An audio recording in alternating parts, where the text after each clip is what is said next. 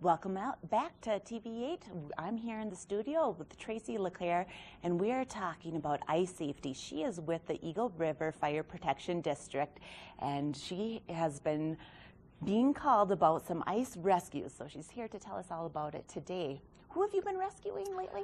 We've been rescuing dogs. We this time of year, Freedom Park, the dog park, it's an off-leash park. We start to get calls every year this time of year. The ice gets unstable. We have dogs go in. They're not able to get out. So really our message is call 911. Don't try and rescue your dog yourself. Right. And what would you recommend to people who are walking their dogs in that area? We would recommend keep your dog on a leash. If they go out on the ice, they can't tell the difference. They don't know. And they'll go out. The ice is thin. They'll fall through.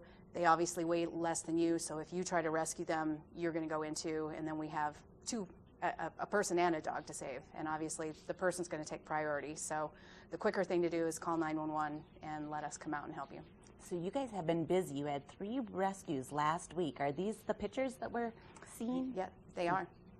Yeah, so we had two different calls in 2 different days, and in situations where the dogs went out, fell through, and people did the right thing. They called 911, which is what we recommend. Dogs are one thing, but people and kids are another. So we would rather have you call us, let us take care of it. Yeah, so you were saying that Freedom Park is where you had 3 dogs rescued last week, and the water is not necessarily open, but it's being ventilated, so it's very thin and unstable. It's aerated in the center, so there is an open spot of water, and the ice around that is very thin, and with the warm temperatures that we've been having, the ice is getting really unstable, and you just can never tell the conditions, so it's better to just stay off. And another area that we were talking about that may see some visitors is the Nottingham Lake. And we're worried about dogs or even kids walking home that might want to go and test out the conditions of the ice there. Yeah, absolutely. And we want to tell teachers and parents, talk to your kids about ice safety, especially this time of year. You don't know what the condition of the ice is off. Teach kids to stay away. I get it that it's a straighter shot to cut across the lake if they're walking home, but they need to stay off the ice and walk around.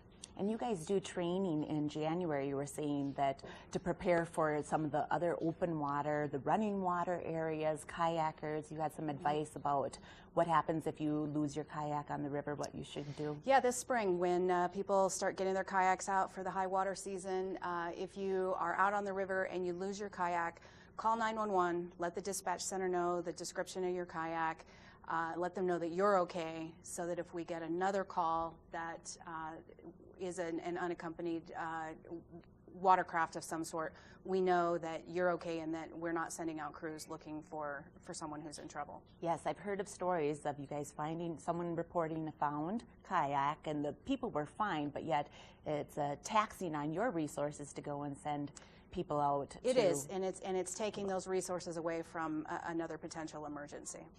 Yes. So our big message is to keep your dogs on a leash when you're near open water and be safe. Do not go out on the ice.